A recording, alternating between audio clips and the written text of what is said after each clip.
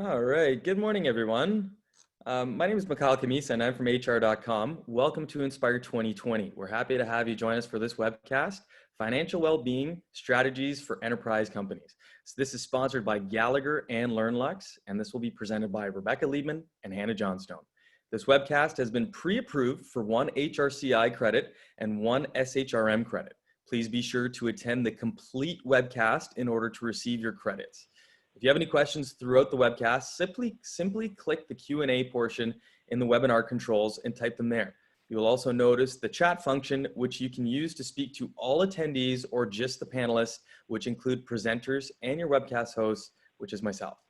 I will post a link to the exit survey in the chat area, and the presentation slides will be available in the archive version of this webcast on hr.com under Archive Webcast. It is now my pleasure to turn things over to Rebecca and Hannah. Good morning, everyone. Good morning. Welcome to a financial wellbeing fireside chat hosted by Gallagher and LearnLux. My name is Hannah Johnstone. I'm a financial wellbeing consultant inside Gallagher's larger wellbeing and engagement practice. So I spend my time monitoring the different financial wellness marketplaces and help clients develop personalized programs to integrate with their total benefit strategy. Rebecca and I are really lucky to have unique perspectives on space, but a really common passion for individual financial well-being. I will let her introduce herself. Yeah, good morning, everyone. We're really excited to talk about financial well-being today. Obviously, it's an incredibly timely topic. Hannah and I are both here with our coffee, so we hope that you're comfortable and enjoying wherever you are. If you're East Coast, West Coast time, we're all in different cities. I am Rebecca Liebman, and I started a financial wellness company about 5 years ago called LearnLux. I had just come back from living in Kenya, where I saw really interesting innovation in financial services. And I came back and got hired to work at a lab at MIT, where I was looking at trends in financial services across the world. And I became really fascinated with this idea of pension plans moving to 401ks and how the entire system for employers and how employees made financial decisions was changing.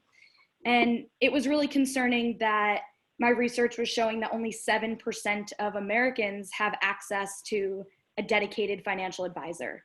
And for most people, they just guess what to do and hope for the best. And we really wanted to change that. And so we set out to create LearnLux, workplace financial well-being, where we create access for everyone to build a financial plan, have the ability to talk to a fiduciary certified financial planner, and also use a technology platform to make all of their decisions.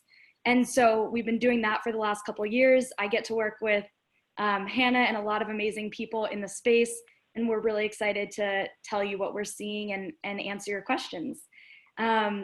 You do have the ability to ask questions throughout, and we'll answer them at the end because we're covering a lot of topics. And we're gonna kick off today with a little poll. So you just met us. We're gonna cover today what is financial well-being, where strategies have fallen short for large employers, the massive financial well-being shift, evaluating the right program for your workplace, tips for creating a launch plan, and Q&A at the end.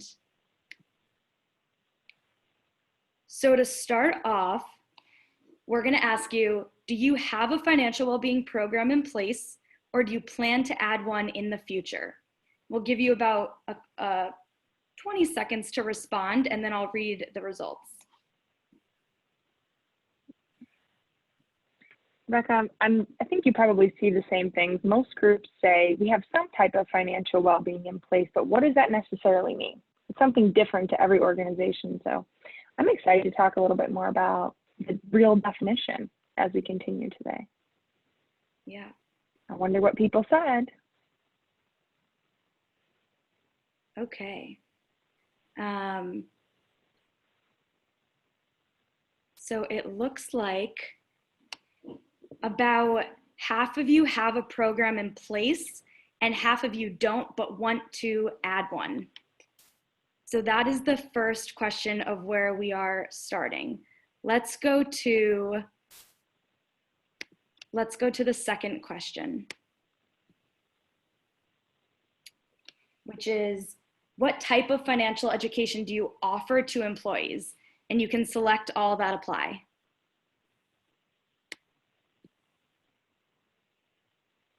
I think financial education is something different than total financial well-being. And a lot of times when we hear financial education, it's, have you ever talked to employees about their finances? And a lot of times that's tied to the retirement plan. I think that's great education. The retirement plan is the spoke of many financial well-being strategies, but I'm excited to cover today a little bit more holistic picture of financial well-being and how you can tie in some of the different types of education people might be giving their employees today. Absolutely. Let's see, give you a couple more seconds.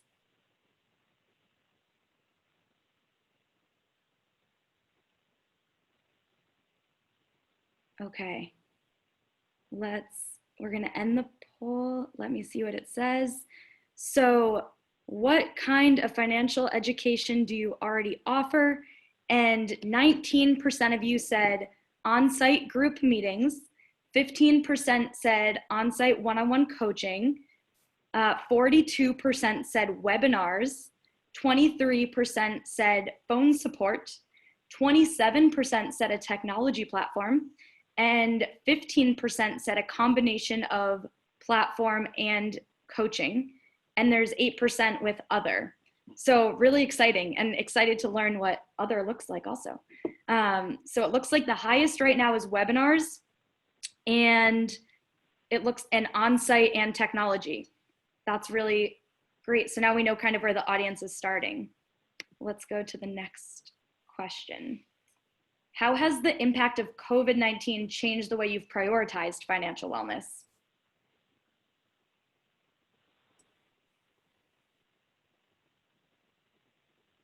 I think everyone's priorities are really shifting. I know individual consumer behavior has changed so much. I just think about the ways, I've been painting my nails instead of getting my nails done. Am I going to keep doing that moving forward? But in the same lane, are organizations going to keep cutting costs the way they have, or are they going to reprioritize some things? I think it'll be really interesting to see how everyone, organizations and individuals, can make their dollars work a little harder for them. Wow, this is amazing. About 85% of you said it's more of a priority, and about 15% said it hasn't changed. The level of prioritization hasn't changed, but it looks like only one person said it's less of a priority. Almost every single person said it's more of a priority with COVID. And, we weren't sure, if we wanted to talk about this, but, I think we've both seen, as soon as the pandemic hit, a lot of employers were incredibly worried about their employees' financial well-being. They were reaching out saying, so many people have questions that we can't answer. There's so many changes happening in the market every single day, policy-wise, and, just things that a lot of employees want answers to around taxes and student debt being, the deadlines being changed. So it's really interesting that all of you kind of agree with that sentiment as well. Amazing. Okay. So I think from there, I'll pass it back to Hannah, and we'll jump into Fireside Chat now that we know where you all stand. Yeah, and Rebecca referenced this in the beginning, but we're definitely going to get back to all the individual questions that you might have as we move through. But we thought today the great version of this format would just be going back and forth, talking a little bit about what we're seeing in the financial well-being marketplace, some of the big questions we're getting, and hopefully be able to answer some of yours, so you can feel more confident developing a financial well-being strategy that fits your population today, moving forward, no matter how many dollars you might have in your budget to work on that. So without further ado, let's start with the basics. We know financial well-being is defined as control over your day-to-day finances, the financial freedom to make choices to enjoy your life, the capacity to absorb a financial shock, and being on track to meet your financial goals. That's great, but that's the Webster Dictionary version. So Rebecca, what really is financial well-being? Yeah, you know, the short and sweet of it is making sure that your employees feel confident about their finances now and in the future. It's really about financial confidence. And specifically, the way we think about it at LearnLux is really about making finance preventative. Traditionally, the industry has been really reactive, and just people have been really reactive because they never had access to resources. And you hear people always say, I wish I did that 10 years ago. I wish I did that 30 years ago. I just didn't know that existed. A lot of what we think about when we build every feature and functionality of LearnLux is, how do you make financial planning preventative? How do you give people a plan ahead of time, a checklist, so they know what they need to do to be on the right track? And so that's really how we think about it, and help companies encourage everyone to create a plan ahead of time. Thanks. You said a lot about making a plan. So there's this financial well-being strategy we're learning about. But what were financial well-being strategies historically, and why weren't they just always successful if everyone knows that it is something that's so important? Yeah.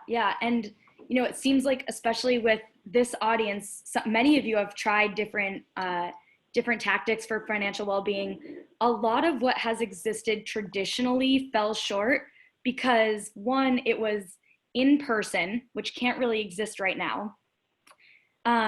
Maybe it was a lunch and learn and someone was giving a presentation, and employees would just be really embarrassed to raise their hand and ask a question. No employee, wants to be the person to raise their hand and say, I have $10,000 in credit card debt and I'm not sure what to do, and I have all these different, financial goals I'm trying to meet. And so, a lot of what's happening now is really changing that and creating a way that people can make a plan, but have more confidence that they don't have to share with all of their coworkers. Yeah, I think we talk about it a lot of times as this sort of inherent shame factor that can just really deter people from acknowledging their financial health. And you said a lot of great things. And at Gallagher, we talk about meeting employees where they are. Not every single person is going to have the same problem. Not every single person is going to have the same capacity to change. So what are the new ways financial well-being can drive that change that are maybe a little less intimidating or just more accessible? Yeah, absolutely. So again, I touched upon some of the things traditionally, but a lot of the newer products in financial well-being will really allow for much more personalization. And so, it's great that, everyone can hear the same talk, but what's really amazing is after people are inspired by that webinar or that talk, that they can then have a personalized experience and really use their own information to get real-time feedback. And so personalization for employees is a really big theme that is happening now. Another really big thing is high tech, high touch. And so the way we think about that is, high tech, you have a tech platform that people can use at their own time, on their own pace. And high touch is the ability to still have a relationship with a certified financial planner or a money coach. And so a lot of the products now have that dual capability where you can have the ability to talk to someone one-on-one whenever you want, but you're also able to use the tech platform if you're not ready, or if you just want to prepare for that meeting and know what questions to ask. Those are two of the things. I would say there are two more things that I see a lot. One is around holistic solutions, and we might touch upon this later, but a lot of what used to exist was really maybe a point solution around student debt or wage access. And now really the solutions are more holistic, helping employees across all different parts of their life stages for financial decisions, everything from building emergency savings all the way to retirement and estate planning. And I think we've seen that it's really hard for people to make a financial decision in a silo. And so having a holistic product allows you to see your entire picture, even if you're making a healthcare decision, to make sure that you have enough savings for that high deductible healthcare plan. And the last piece that I would say that is really starting to have its day is reporting. And that's something, I know that we pride ourselves on, is being able to actually report back on activation and usage and engagement, and then have employers use that to further build out their internal strategy. And I think traditionally, just because there wasn't as much tech, there wasn't as many resources, reporting was not done as well. But now I think that's an incredibly important thing that you can ask for and plan to have. Yeah, there are just so many elements to consider when you're defining a true financial well-being program that isn't just point in time, like you're talking about. And balance is something really important that comes into play there. So when I help clients select a vendor, I really strive to personalize the process too. But how should you choose the right program for your workplace? Yeah, definitely. I think many times we both know this, like HR and people teams are the most overworked, understaffed teams. And we, we really try to get to know their workforce and then create a strategy around that. And I think you'll find that with many vendors, that a financial well-being company will work with you to understand, what are your goals? What is your workforce like? Are you already hearing problems for them, or do you want to do an assessment to find out where some of the initial problems are? And then kind of build around that and help you make a roadmap for success. I think you'll find that is very common now. Yeah, so it sounds like the provider you choose to work with really needs to be a match across the board, especially when it comes to a cultural fit too. When it comes to getting that engagement you referenced a little while ago, when you talked about reporting, in any type of benefit, setting goals is always an important step. What considerations do you recommend when you're setting these goals? Because I'm assuming your perspective is the same as mine, that the goals themselves have to be really personalized too. So what considerations should employers be making when they're doing that? Yeah. So again, you might already have some data on this as a company, or a company can help you look into this more. But as an example, let's say your company is, you're seeing a lot of people take out, hardship loans against their 401k, and they get the tax penalties, and that they might be on a bad cycle if they're doing that. So your goal for your company might be to decrease hardship withdrawals, help people set up emergency savings. And again, it just goes back to making a plan and having that kind of order of operations for, let's make sure we have emergency savings before we contribute to an account that you won't be able to touch in an easy way. And so that would be a great goal for a company to measure. It could be a company that really wants to help their employees utilize their employee stock purchase plan. There are so many financial decisions that, can't necessarily be answered internally that a financial well-being company can help you with. And so thinking through your own internal challenges for the workforce and your HR team, and then being able to measure against that, I think is the best. And then along with that, I think there's kind of the basics of, just looking at engagement and activation. But that will also vary based on the industry that you're in and season of the year, I would say as well. Yeah, I work with a lot of different types of HR teams, regardless of industry and different types of companies and expertise. And developing that initial strategy is really the key to making sure you're acknowledging what you want to get out of a program like this. But what are the biggest challenges you're seeing HR teams face as they actually roll out the product itself outside of the strategy? Yeah, I think the biggest problem that you see across the board with HR wanting to, everyone wants to roll out financial well-being, and it is sometimes newer for companies, and companies aren't sure what to measure. And like I said, it's so important, and you can get help on understanding guidelines and what you want to measure. But if you roll out a program without benchmarks for success, it becomes really difficult because you want to be able to report back to leadership how the program's going. And so without those benchmarks at the beginning, it's really difficult to be able to kind of compare against, industry or where you thought you wanted to be. And then, it just can lead to confusion. So I think working with your team internally, working with your vendor, making sure that there's kind of benchmarks for success laid out ahead of time. Even working with your consultant, I'm sure, you do things like this all the time, Hannah, like helping companies understand what it should look like for their industry and how to get the best,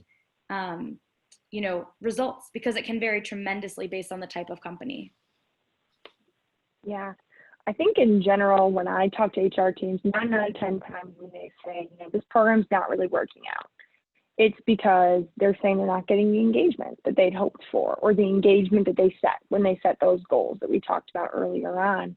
And a lot of that piece is, yes, selecting the right provider, but I can think of one specific example of all they did was launch the benefit. They had really good enrollment up front, and then everything just trickled off. A big piece of launching a strategy like this and maintaining it is that ongoing communication. How are you driving employees to the platform as an employer? The employer has so much more influence than they realize a lot of times, and just simply reminding employees, sometimes it's as easy as a poster. Your employees better than we might. So you have to understand what's the best way for your employees to digest information, and how can you communicate it to them on an ongoing basis to drive that engagement? Because if the employer and the HR team aren't doing that alongside the provider, it's going to be really hard to get the engagement that has been set. That's incredibly true. That's a really good point. What about you? Do you have any examples of times it's worked out really well for groups, or maybe not so well? Yeah. So, I think it's a great, there was a company that we launched with that was, a large employer, Fortune 100 employer. And a big part of it was that they had so much internal buy-in. They actually brought in a data team to survey their employees ahead of time. They asked them about 10 different financial decisions that they wanted to measure against. So, how did they feel about paying off their credit card debt? How are they feeling about saving for a long-term goal? And they saw where their financial confidence levels were before they rolled anything out. And then, 6 months after rollout, launched another survey with the exact same employees, asking the same questions. And then they were able to present to us the delta, the change between how people felt before and after. And that was just amazing to have that type of buy-in from a company. And obviously not every company can put that many resources towards something like this, but for a company that really, really cared about this and wanted to dive really deep into where were these financial challenges for their employee base, because at a company that large, there was so much diversity of income, diversity of life stage, and they were really able to see the well-being and the financial confidence level of their employee base. So that was one of my favorite experiences, just to see that much excitement and engagement and buy-in from a company. So yeah, that's one of my favorite examples. Seeing the change come to life is definitely really powerful. And I think you haven't used the word yet, but we all know it's coming, ROI. Everybody wants to know, how can I measure what I'm getting out of this benefit? And so how can I really get that senior leadership buy-in and position this benefit as an investment from a little bit more of a technical perspective? Yeah, I wish I could do another poll right now, or have you raise your hands and ask how many people want to know how to get buy-in from your leadership. I'll just assume there's a lot of hands that would be raised if I could, see everyone. I'll raise mine. So a couple of my favorites, I think, this is definitely a question that everyone has when they want to roll out financial well-being. So a lot of large employers come to us and they already see that some of their employees are leaving for a nominal raise at a different company. And they wish they could explain to their employees that if they just kind of looked at their paycheck and were able to optimize and look at pre-tax products like 401k and HSA and FSA, they could actually be making that same amount, because at the end of the day, that nominal raise at the other company isn't really making a difference after taxes, after their 30-minute longer commute. The team, the HR team, can't sit down with every single person independently and show them how to do this with their paycheck. But that's what I love to be able to do and say, look, like, even with this paycheck that you have coming in, this is how you can optimize, and this is how you can make your money work for you. And that's a really big retention play that we see at large employers, especially retail, where, you know, people want to help their employees really navigate all of the decisions they have to make and really make their paycheck, you know, work in the right ways. I think the other thing that I get really excited about is the ability to tell companies about the money they can save on payroll tax. And some of you might be familiar with this, but, you know, if you have one employee max out their FSA, which in many places, you know, people are maxing out their FSA, they can use it on child care, dependent care, you know, in just a couple months. And if you have one employee max out their FSA, you as a company can save about $228 per year. That's just one person. If you have 1,000 people do that, that's $250,000. You know, as you become a larger and larger employer, you can see that you can save millions of dollars in payroll tax by helping employees max out the right benefits that they just don't understand yet. And so, you know, since we built LearnLux as a workplace product, we really kind of built all the benefits education into that. And so that's another really great ROI that I help HR understand and explain to leadership how there's a really nice ROI there. Yeah, it sounds like helping decision making, whether it comes to a new benefit or even just the existing ones, is really important. I see a lot of that. I have a unique position in being able to work with different benefits advisors and consultants, as well as retirement plan consultants. And I think it's important to reference here because a retirement plan is the root of many companies' financial wellness strategies. It's the most historical piece in a lot of cases, but how can a financial well-being platform like LearnLux work in tandem with that retirement plan record keeper and plan in place to educate the employees and really support the positive retirement outcomes that we're all striving for at the end of the day? Yeah, it's such a great point. You know, retirement and record keepers, you know, were some of the earliest players in this financial well-being space. And, you know, of course, it's really healthy for companies to make sure their employees understand retirement and know that they have enough to retire and what that looks like. And, you know, I know at Gallagher, you do a lot around that. Like, what does your life look like, you know, during retirement? How many paychecks do you need?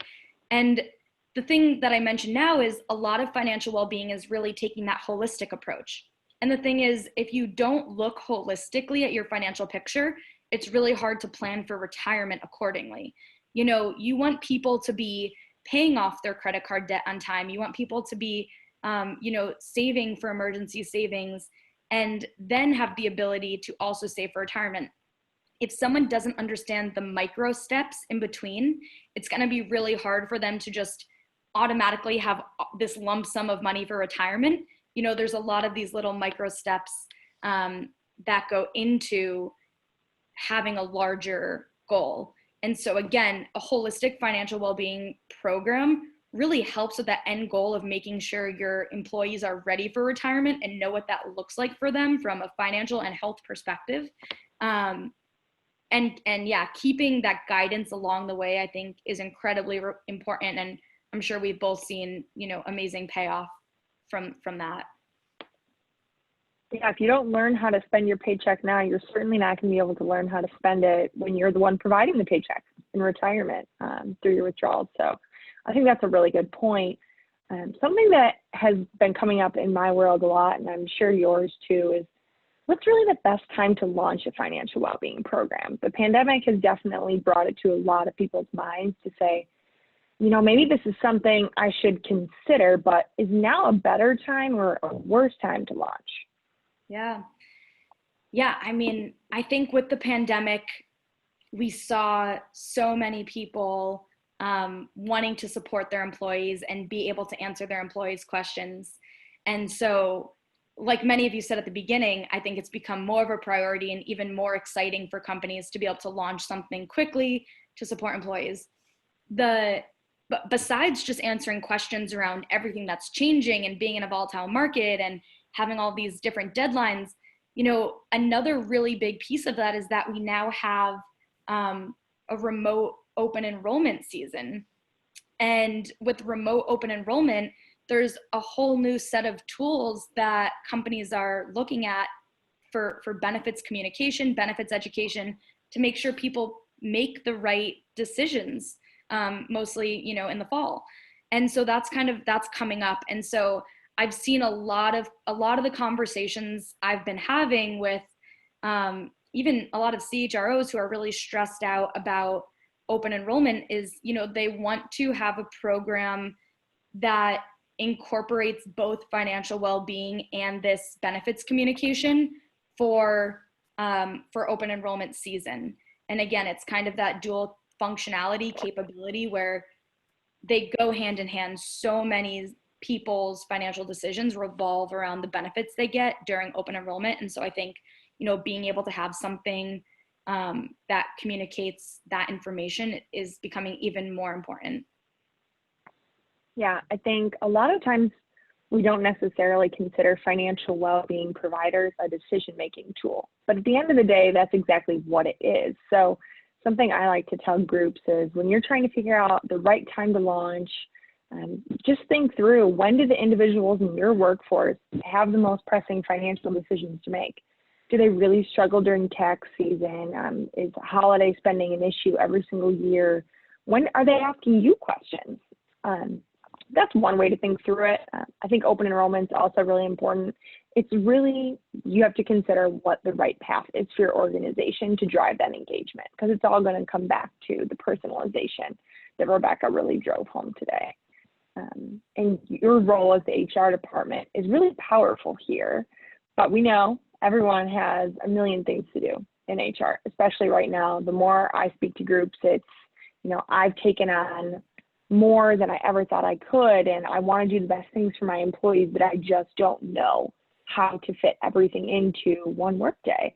So how can a financial well-being program actually help support some of these overstretched HR teams, whether it be, during the pandemic, but also on an ongoing basis?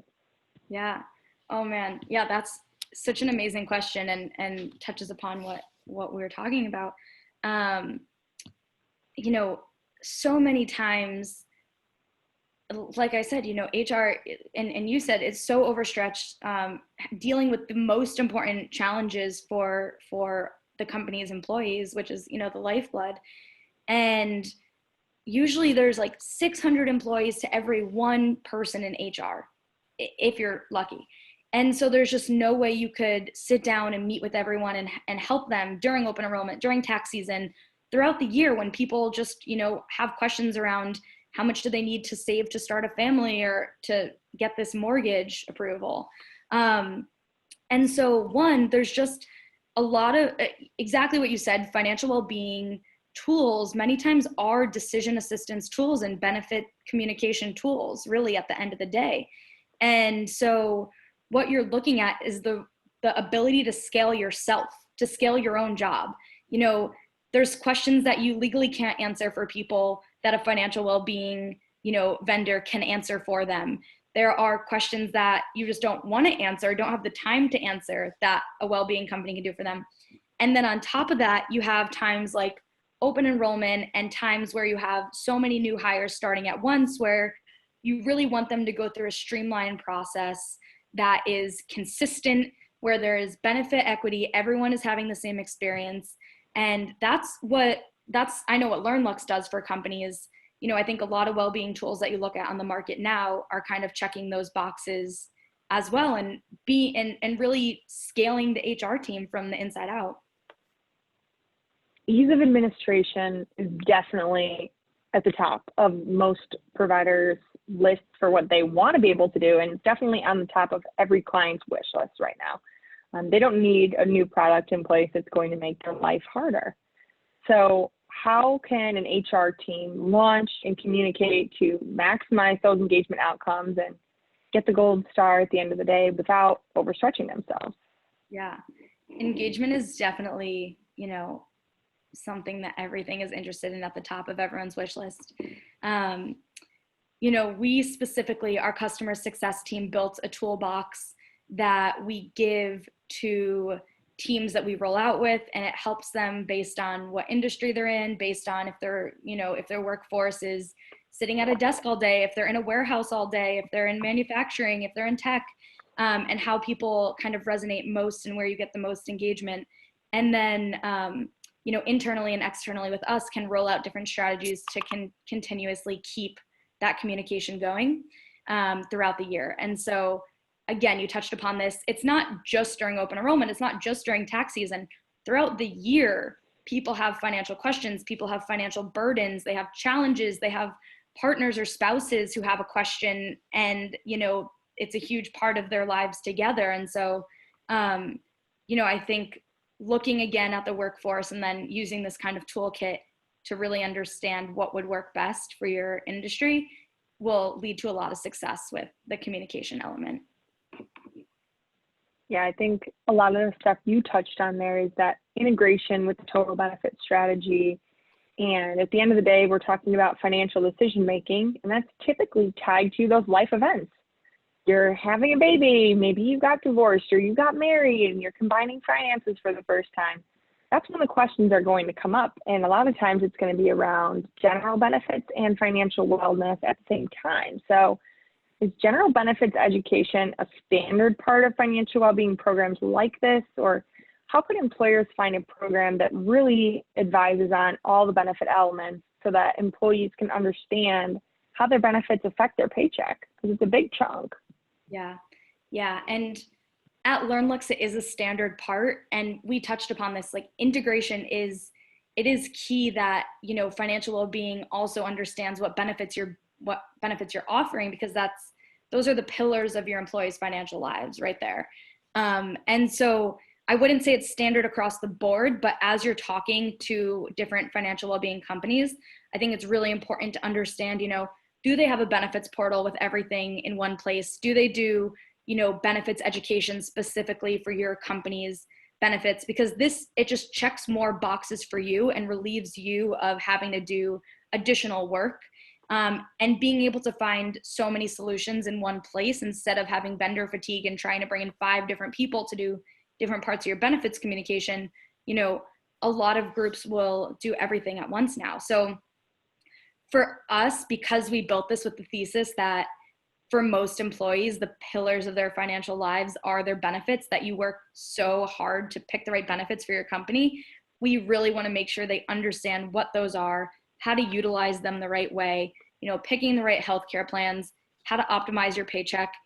And with all of that is also these financial decisions of, paying off debt while investing, paying, saving for a long-term goal, saving for your kids' college. So they really all go together. Like you said, I think that's key. Thanks. It seems like financial wellness technology solutions are absolutely everywhere these days. And, if we had 3 more hours, maybe we could talk through what a market scan looks like and how the different providers really segment themselves. But can you just describe a little bit from your perspective in the technology space, what that marketplace looks like and what differentiators there are between the solutions? Yeah, this is a really important question. And I'm just going to bring up two variables to help you think through the industry. So a lot of what we've seen traditionally is, banks providing some type of solution. And many times you can consider that an affiliate solution. So there are financial well-being programs where, you're not sure exactly, maybe not paying, you're not sure how the company is making money. Maybe they're pushing a loan to your employees and making money on the interest, or maybe they're pushing AUM, for different accounts, or they're pushing insurance. And so that's what I would call affiliated products, where, they're making money in a way that might not be aligned with your employee base.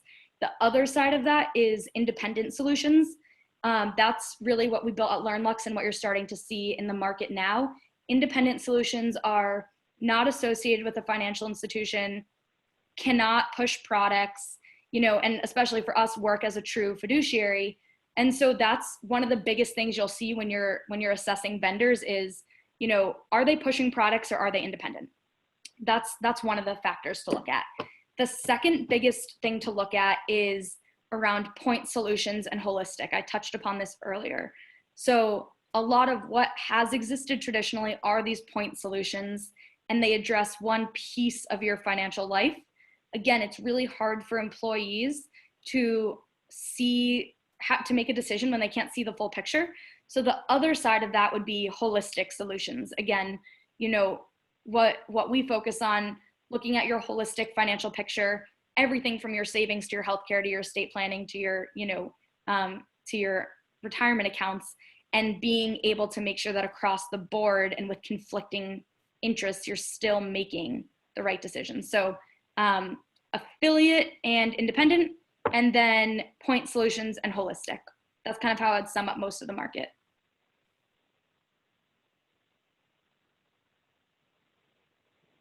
Great. Yeah, I know it's a really massive market to try to navigate. And so I think it's always helpful to think through, where do I look for advice and how can I navigate the total process of creating a strategy, selecting a provider, implementing and integrating. That's something I do. I'll answer my own question on a regular basis. That's really just walking start to finish through that financial well-being strategy with an employer group, because it's really not a provider solution as a standalone basis. I'm sure you can speak to this too, Rebecca, but when someone just snaps on a piece of technology and lets it sit there and puts it as a box to check in the benefits guide, they're not really going to get the engagement, and we can't really count that as a financial well-being program or strategy. A financial well-being strategy or program really starts with, what do we have in place right now? And how can we help our employees just understand it and start using it? And then you can start looking about, okay, what goals, what change are we trying to affect in our population? That's when a provider like LearnLux comes in. And then you can continue to grow and expand and measure the change in your population so that you can adapt your program on an ongoing basis. And that's a lot of the times, those are the conversations that I have with groups about how to make this a process, not an event, and how to make it a long-term strategy. Yeah, that's definitely a point to wrap up. Yeah. I know I've really enjoyed getting to share our perspectives today, our stories, and our insights with all of you. I see a lot of questions popping up, so I'm really glad we're going to have some time to answer those. In the end, it's really about meeting your employees where they are and giving them the tools to get a little bit better when it comes to their financial well-being and giving them that power to make their own decisions. So I hope you got something out of today. I hope you've got a lot of great questions for us, because we're excited to answer them. Yeah. Great. Let's start with the questions. Looking for. Okay. So there was a question. How is a financial well-being platform different from a free budgeting app? That's a great question, because I think, you're looking at the market and you might hear of products like Mint, and the big difference that we're talking about, again, is kind of this holistic view of a financial plan, and in an independent fiduciary way. We touched upon this a little bit, but again, I think in this day and age, like, employees are begging for an independent fiduciary experience where they know that, they are getting the right decision and there's no one pushing them a product. The other part of that is, I would say, budgeting tools are usually a component of a lot of holistic financial well-being tools. And so it's just, again, it's a piece of your financial life, but it's not every single decision. A lot of times budgeting is kind of looking back at what you've done, but financial well-being, again, takes that preventative step and says, let's look at what we can change and do in the future. Yeah, I would just add to that, the most powerful thing you can do when you're trying to affect change is make it really, really easy on your employees. And so there's some great consumer products out there in the market but that means your employee has to seek it out on their own, find another product to pair it with, like Rebecca was saying, so that they can get their total financial picture. Whereas an employer-sponsored financial well-being program like this, it's one place. They've already got the understanding that it's a trusted resource from their employer, and they can access everything very, very easily. And it's free to them. So I think ease is a huge player when it comes to that. Mm-hmm. Absolutely. There's another question that maybe you want to touch upon. How is this program different or similar from, like health well-being programs from other total well-being programs? Yeah. So I actually am part of Gallagher's well-being and engagement practice, which means we talk a lot about total well-being, whether that be mental health or your social well-being. There's so many different pieces that come into total well-being, and financial is a huge piece of that. So when you're looking for a successful program, you definitely want to make sure it works towards total well-being. I would say the biggest piece of that is the coaching element that we spent a lot of time talking about today. You could parallel financial coaches with a health coach format. So maybe you've done a weight loss challenge or a healthy eating and cooking challenge. It's a really great idea to also do a savings challenge or incorporate some type of custom element to your financial well-being platform, so it makes those two programs look and feel the same. During the pandemic, I've actually seen some groups do those different savings challenges and cooking from home with your families, which is great, but I've also seen them look for total well-being challenges that include playing a money board game with your kids to help them start learning about personal finance. So Monopoly is usually at the top of everybody's list, but there's so many good ones out there. Okay, I see two more that just came up from earlier today. So we have a question that says, how do you feel about firms providing microloans to employees by way of payroll deductions? Do you want to start on that? I know you've talked about that before. Yeah, I think there's a time and place for knowing your population, and there's certainly a lot of opportunities for employees to seek out loans. I think something that always surprises me is the statistic that there are more payday loan storefronts in America and pawn shops than Starbucks and McDonald's combined. So if employees are going to seek out a predatory loan, they're going to do it. And if you know your population and you think that this is necessary and your employees really need that money, it's absolutely something to consider. I would just always urge employer groups to really look at their total employee demographic, whether that be through some type of workforce evaluation. I would survey employees if and when possible to figure out, is this something that they desire, that they need access to? And then I'm sure Rebecca is going to come in and agree with me here. Make sure they have all the financial education they possibly can to make sure this is the right option for them. Give them access to that money coach to call and say, I need a loan. I don't know the most responsible way to access the money so that I can buy groceries for my family this month. Give them that resource to talk through the decision-making process. That's absolutely the most powerful thing you can do for them. Yeah. What do you think, Rebecca? Yeah, absolutely. Hannah and I have talked about this before, and kind of what exists in the market. I think you want to make sure that employees don't get stuck on this cycle of having to constantly, take out loans. And so there are companies that will work with you for early wage access or for microloans for employees.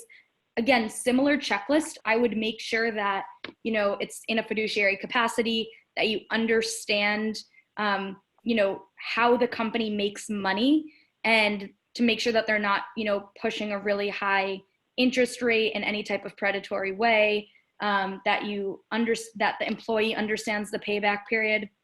We see a lot of companies actually implement kind of a financial well-being product that allows employees to make sure they actually mandate that their employees understand what they're doing before they take a loan against their 401k or just, an early wage access loan. They want them to, you want to make sure your employees know what they're doing and don't just get in a bad cycle of doing that. So again, I think it's going back to knowing what you're doing. We're at time. I'm not sure if we have time for this one last question. Let me see. Okay, I think we've answered this question. We've kind of answered in some other ways. So I think we're gonna have to wrap up since we're at time. It has been amazing talking to you this morning, Hannah. You as well. I'm so glad we were able to have a cup of coffee and talk to some of our friends about financial wellness. I hope everyone got some valuable information out of today, and feel free to reach out with additional questions. Rebecca and I are always happy to expand these conversations. Yeah, absolutely. If you want to have a fun webinar with us also. Well, thanks, ladies. That was great. We'd like to thank our sponsors, Gallagher and LearnLux, and our presenters, Rebecca and Hannah, for presenting this very informative webcast today. And thank you for attending. Your feedback is extremely important to us. So please take a moment to fill out the exit survey that opened up in the new browser page on your computer. You do have a few minutes before your next webcast begin. So take a visit to the exhibit hall, grab a fresh cup of coffee or whatever your beverage of choice may be. We will be sending an email with the credit information, and you will also be able to find all that information on the My Credits page for your membership profile once the webcast has been archived. This concludes this webcast session. We hope you've been enjoying Inspire 2020. All virtual booths are available for the entire event, as well as the networking lounge. So take the time and look around and connect. Have a great day.